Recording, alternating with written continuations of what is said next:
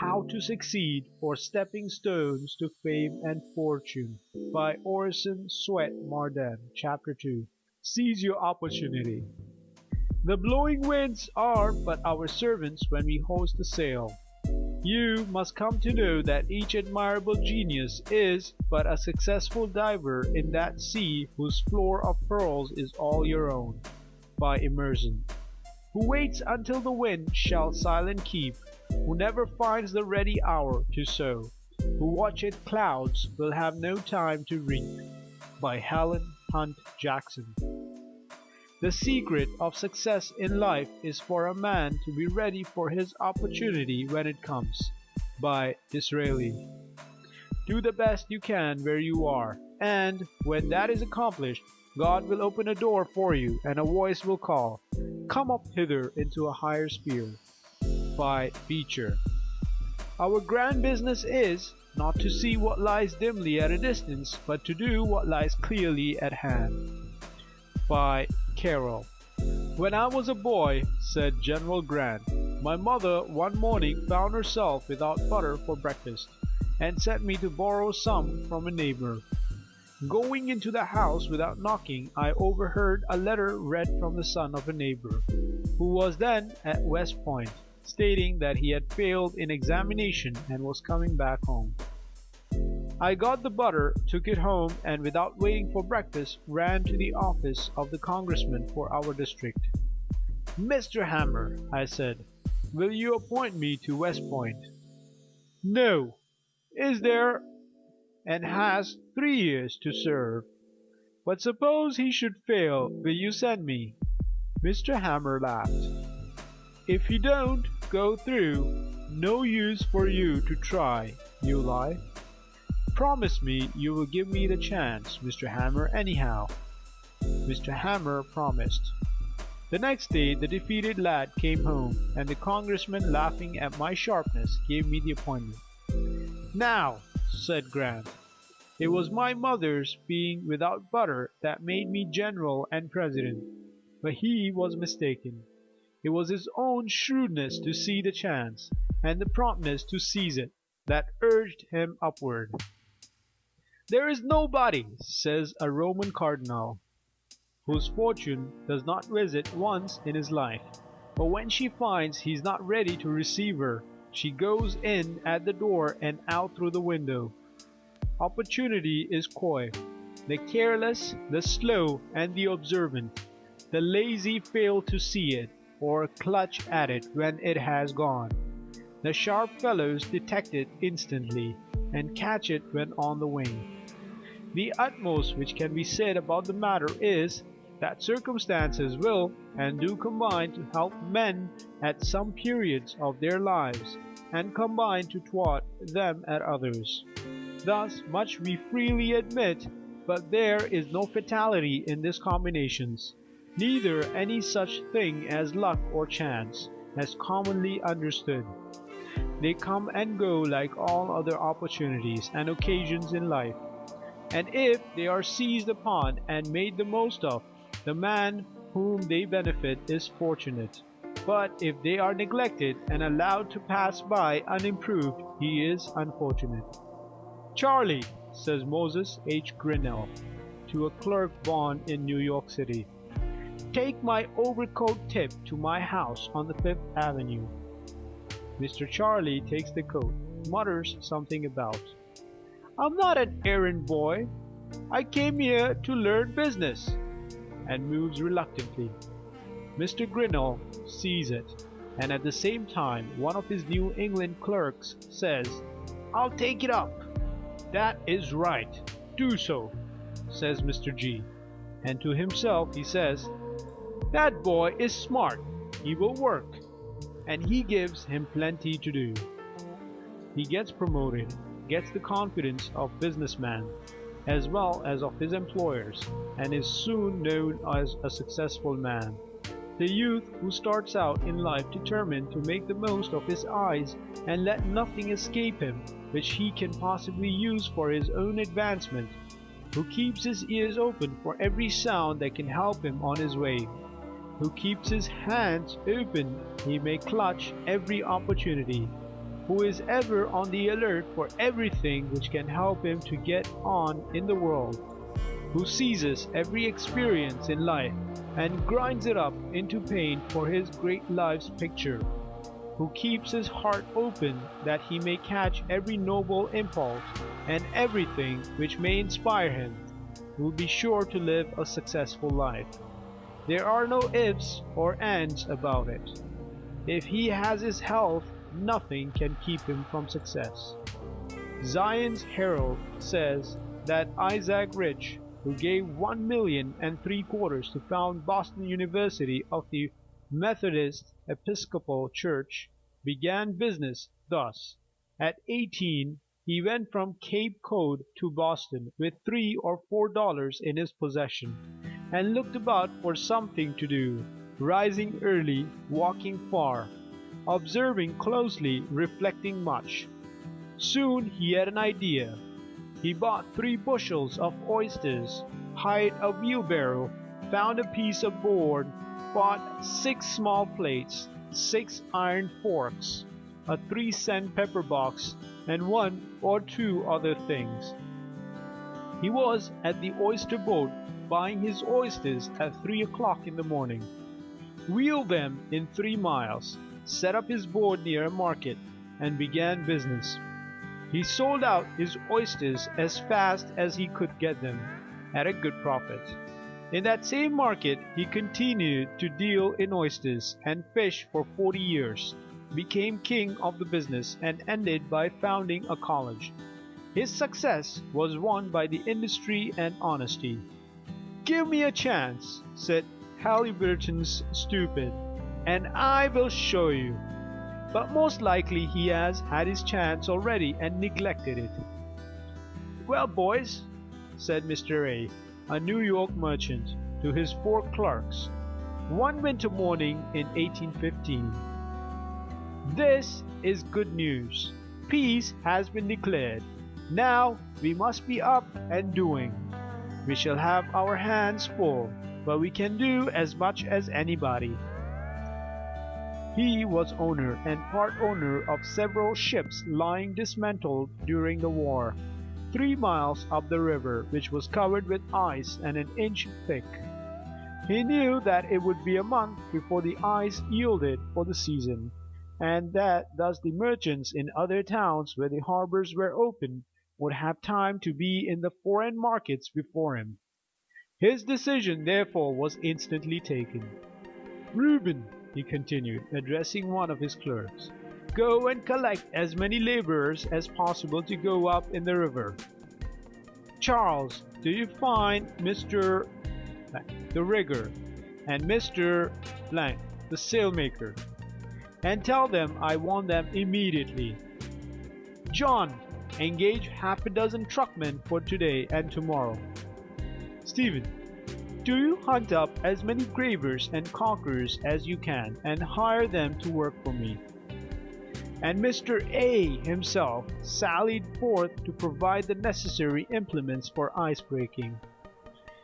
Before 12 o'clock that day upward of 100 men were 3 miles up the river, clearing the ships and cutting away ice, which they sawed out in large squares, and then thrust under the main mast to open up the channel. The roofing over the ships was torn off, and the clatter of the caulkers' mallets was like to the rattling of a hailstorm. Loads of rigging were passed up on the ice. Riggers went to and fro with belt and knife. Sailmakers busily plied their needles, and the whole presented an unusual scene of stir and activity and well-directed labor. Before night the ships were afloat, and moved some distance down the channel, and by the time they had reached the wharf, namely in some 8 or 10 days, their rigging and spars were aloft, their upper timbers caulked, and everything ready for them to go to sea. Thus Mr. A competed and on equal terms with the merchants of open seaports. Large and quick gains rewarded his enterprise, and his neighbors spoke depreciatingly of his good luck. But as the writer from whom We get the story, says Mr. A was equal to his opportunity, and this was the secret of his good fortune. A Baltimore lady lost a valuable diamond bracelet at a ball, and supposed it was stolen from the pocket of her cloak. Years afterward, she walked the streets near the Peabody Institute to get money to purchase food. She cut up an old, worn-out, ragged cloak to make a hood of, when lo, in the lining of the cloak she discovered the diamond bracelet. During all her poverty she was worth $3,500, but did not know it. Many of us who think we are poor are rich in opportunities if we could only see them, in possibilities all about us, in faculties worth more than diamond bracelets, in power to do good. In our large eastern cities, it has been found that at least 94 out of every 100 found their first fortune at home or near at hand, and in meeting common everyday wants. It is a sorry day for a young man who cannot see any opportunities where he is, but thinks he can do better somewhere else. Several Brazilian shepherds organized a party to go to California to dig gold, and took along a handful of clear pebbles to play checkers with on the voyage. They discovered after arriving at Sacramento, after they had thrown most of the pebbles away, that they were all diamonds. They returned to Brazil only to find that the mines had been taken up by the others and sold to the government. The richest gold and silver mine in Nevada was sold for $42 by the owner, to get money to pay his passage to other mines where he thought he could get rich. Professor Agassiz told the Harvard students of a farmer who owned a farm of hundreds of acres of unprofitable woods and rocks, and concluded to sell out and try some more remunerative business. He studied coal measures and coal oil deposits and experimented for a long time. He sold his farm for $200 and went into the oil business 200 miles away.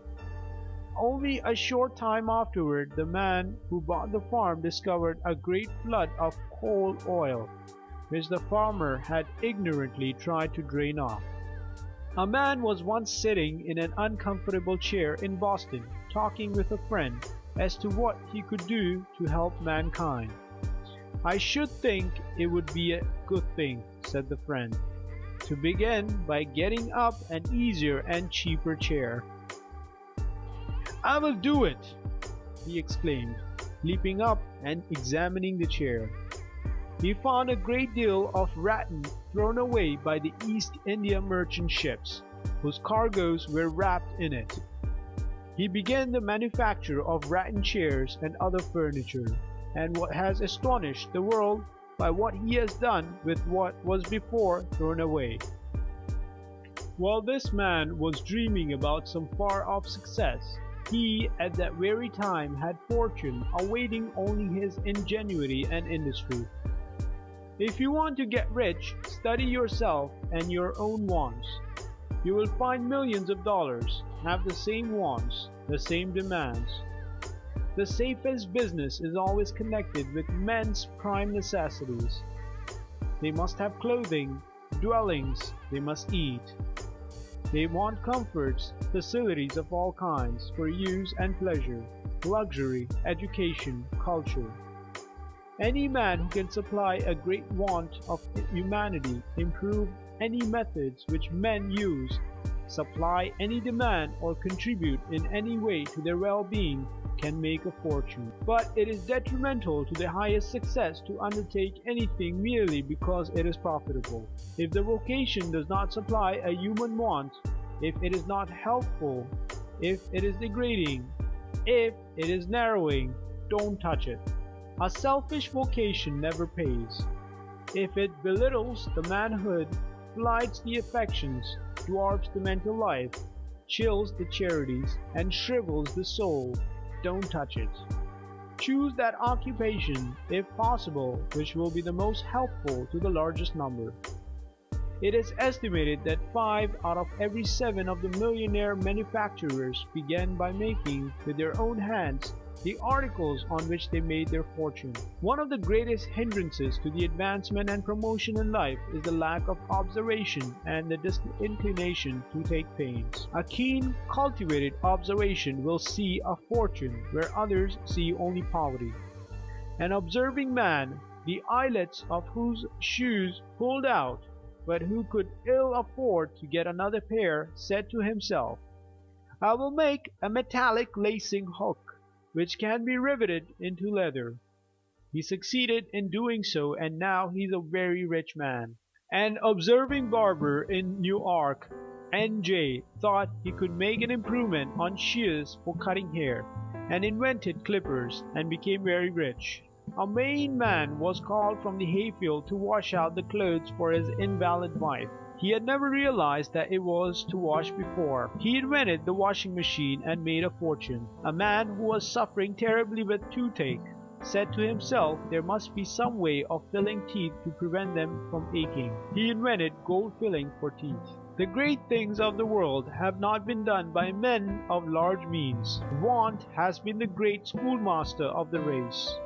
Necessity has been the mother of all great inventions. Ericsson began the construction of his screw propeller in a bathroom. John Harrison, the great inventor of the marine chronometer, began his career in the loft of an old barn. Parts of the first steamboat ever run in America were set up in the vestry of an old church in Philadelphia by Fitch. McCormick began to make his famous reaper in an old grist mill. The first model dry dock was made in an attic. Clark, the founder of Clark University of Worcester, Massachusetts, began his great fortune by making toy wagons in a horse shed. Opportunities. They crowd around us.